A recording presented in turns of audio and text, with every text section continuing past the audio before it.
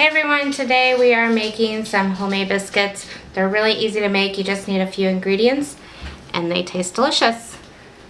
Alright, for your ingredients you're going to need 2 cups all-purpose flour, 1 tablespoon of baking powder, 1 teaspoon salt, 1/4 cup of shortening, 2/3 cup milk, and 1/4 cup butter that is melted. So the first thing you're going to do is you're going to dump the 2 cups of flour,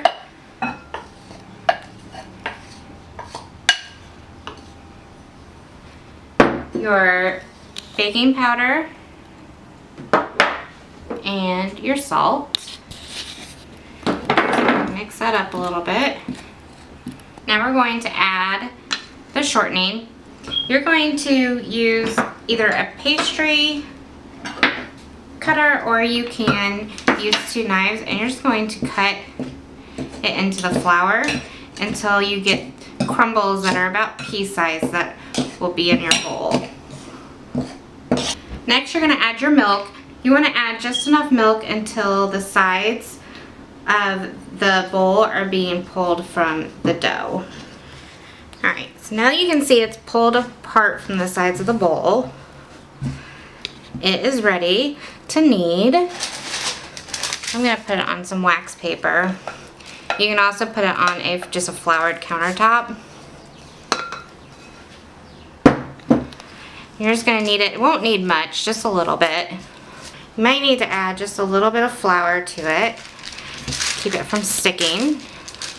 And then once it's kneaded just a few times, you're going to want to cut your round shapes. You can use a biscuit cutter. I'm just going to use one of these ramekins that we have to kind of get our round circle shape. And you're going to put that on a greased cookie sheet, or you can just transfer the wax paper on there. And your oven should be preheating at 475. So you're just going to cut out your circles, and they should peel apart pretty easily.